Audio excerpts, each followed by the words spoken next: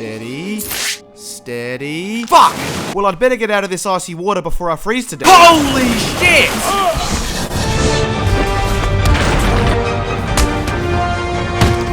Your face is gonna be spread over the ground, Batman.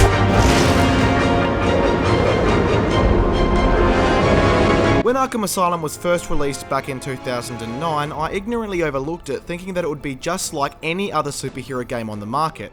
Namely, shit. However, my curious nature soon got the better of me, and when I took it home and played it, I was taken by complete surprise as it was the best superhero game I had ever played. And now, 2 years later, Rocksteady have released the heavily anticipated sequel, Batman Arkham City. Does it live up to the standards set by its predecessor? Does it fall short? Or does it set an entirely new standard? Let's find out. Arkham City takes place a year after the events of Arkham Asylum. Quincy Sharp, the warden of Arkham Asylum, has taken credit for Batman's efforts and has become the mayor of Gotham City. He uses his newfound powers to shut down both Arkham Asylum and Blackgate Prison, throwing the inmates from both facilities into a cordoned-off area of Gotham known as Arkham City, Gotham's new city-sized prison. Bruce Wayne publicly scorns the facility and declares his intention to shut it down when he is captured and thrown in there himself. Here he encounters Hugo Strange, warden of Arkham City. Strange explains to Bruce that he knows that he is Batman and that he will reveal it to the people of Gotham if he interferes with Protocol 10, which he intends to launch in several hours. Upon entering the city, Bruce is attacked by several inmates, including the Penguin. Lights out, bitch boy. After fighting off Penguin and his cronies, Dick, Bruce contacts Alfred, takes to the rooftop, puts on his batsuit and prepares to stick around and learn more about Protocol 10. And that's the general premise, ladies and gentlemen, and let me tell you that the story throughout Arkham City is fantastic. It hooked me right from the very beginning of the game and held my interest throughout its entirety. The sense of mystery and the resulting intrigue is enough to keep you playing for hours. And the character development was great, and thus I found myself genuinely caring about and empathising for the Dark Knight and even the Joker to an extent, who of course returns as Batman's primary nuisance. Protocol 10? Never heard of it. As well as the Joker, there are several other well-known Gotham villains serving a role in either the overarching plot or the dozen side quests and associated subplots sprinkled throughout the city. For the most part, each villain has been implemented into the narrative excellently, and they therefore feel like an essential part of the story rather than meaningless filler. That being said, there were some villains that I felt could have been more fleshed out. Some significant Batman villains had appearances that were no more than minor cameos, and it would have been great to see and learn more about them. Take Two-Face for example. Granted, this is only a minor complaint, as I can understand that they may not have worked well enough into the story. And minor setbacks aside, Arkham City's story is truly an engrossing tale that will have you glued to your controller. Ropey man! I'm Batman, bitch!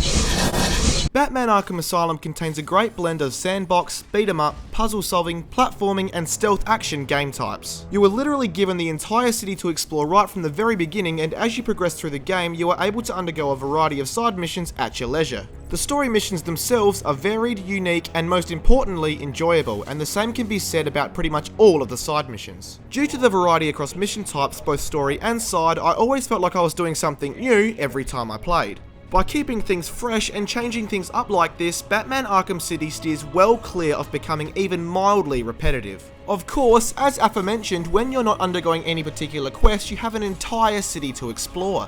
This, to me, is where the game really nailed the feeling of being in the suit of the Dark Knight. Throughout Arkham City, there are crimes in progress to prevent, hapless thugs to beat up on, Riddler trophies to find, riddles to solve, and key locations to explore. Getting around is also a treat thanks to Batman's improved gliding abilities. Not only can you glide through the air as you could in the first installment, but now Batman can dive towards the ground at extreme speeds, either slamming into enemies below or pulling up and using the gained momentum to hastily move around the city. Combine that with a long-range grappling zipline and you'll soon find yourself covering the entire length of the city without even touching the ground. Right from the start, Batman has pretty much all of the gadgets that players acquired from Arkham Asylum, and as the game progresses, more become available that can be used not only in platforming, navigation and puzzle solving, but also in combat and stealth situations as well. And when it's time to throw down, Arkham City delivers with the same excellent combat system used in Arkham Asylum with a bunch of improvements to boot. Batman fights a lot more aggressively this time around.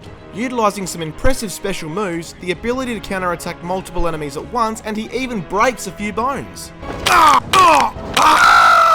Batman can also seamlessly use many of his acquired gadgets offensively in the midst of a fight through the implementation of an easy-to-use hotkey system. By timing your attacks well, reading your enemy's movements, and using gadgets like Explosive Gel, the Batclaw, and Batarang strategically, you'll soon be raking in those extremely satisfying 40-hit combos and devilishly smiling when you stumble into a room full of thugs. To make things more challenging, Arkham City contains a variety of enemy types that Batman will face as the game progresses. Thugs with shields, knives, tasers, broken bottles, and firearms will be thrown into the mix, as well as goons with body armor and larger enemies that will take a lot more punishment before going down.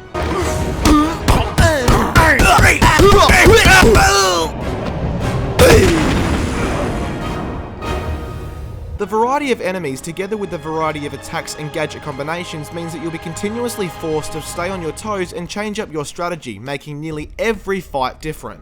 Of course, when a full frontal assault is suicide, that's when the game's stealth kicks in. And as in the previous installment, Batman can completely clear a room of armed enemies without even being seen. Except this time round, Batman has a significantly higher number of cool takedowns in his arsenal. These include, but aren't limited to, double takedowns, ledge takedowns, wall takedowns, takedowns from above, and many more. Like in other stealth action games like Splinter Cell or Deus Ex, the takedowns are incredibly satisfying to perform and make you feel like the predator that Batman can be. And as in combat, Batman can utilise a variety of acquired gadgets to assist him in being just that predator. Various gadgets can be strategically used to knock down or disorientate enemies, as well as lure them to desired locations. All in all, the predator segments scattered throughout Batman Arkham City were fantastic, and my only complaint is that many of the cooler takedowns are noisy, and therefore, once used, they'll attract attention and alert enemies to your presence. This can be frustrating when you're trying to be discreet, and while I know that some takedowns are completely silent, who wants to repeatedly put enemies into sleeper holds when they can jump out of a grate, grab an unsuspecting enemy, and smash his fucking face into the ground?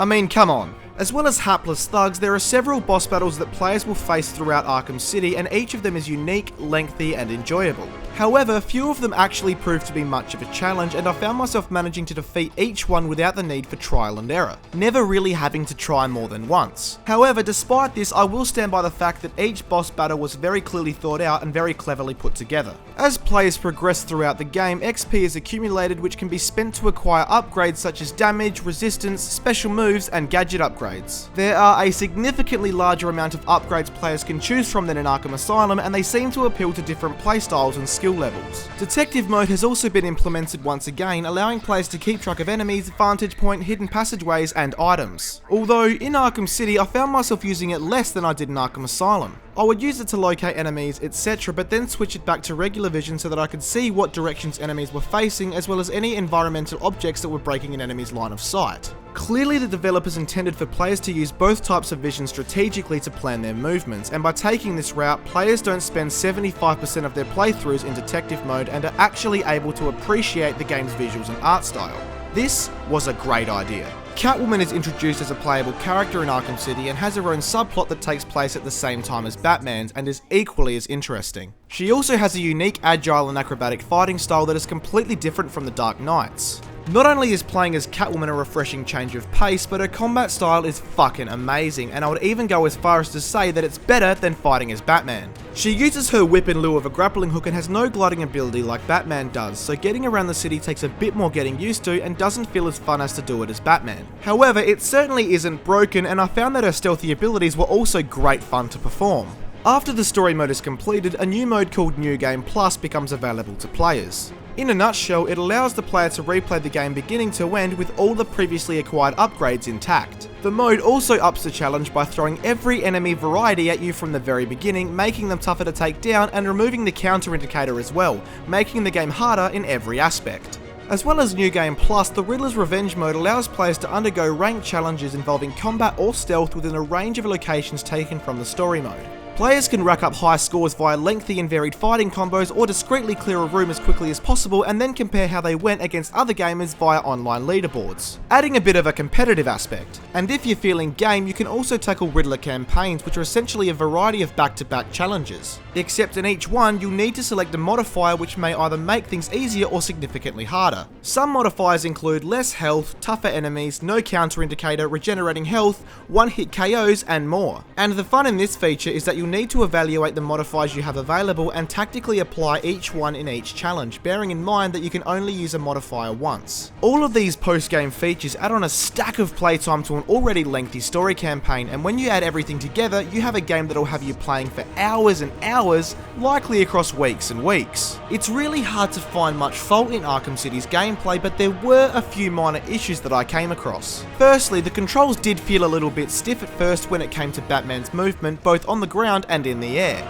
And I found that the camera was a tad problematic on occasion, either being so close to Batman in a fight that I couldn't see the attacking thugs before being hit, or being so far out that the objects in the foreground impeded my line of sight. However, this only happened rarely.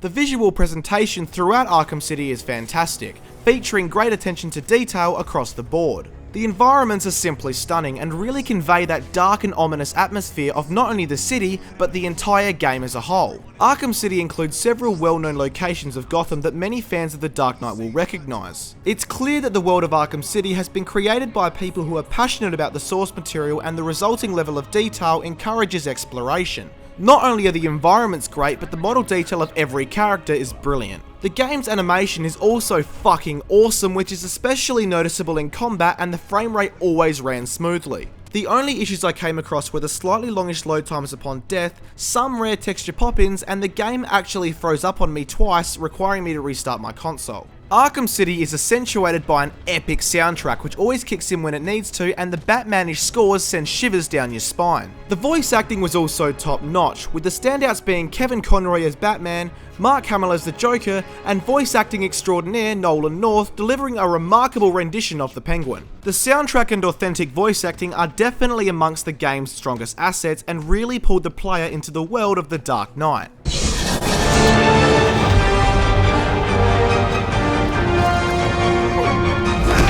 Now, ladies and gentlemen, I'm aware that this review has been very one-sided to the point where one might say that it's practically an ad for Batman Arkham City. But truthfully, this game has so much good crammed into it that players can almost completely disregard the minor flaws, and I just fucking loved it. Batman Arkham City is what every sequel should be, and with an engrossing story, unbelievably good gameplay, and a stunning audio-visual presentation, I would strongly recommend it to not only Batman fans, but pretty much every gamer on the face of the planet.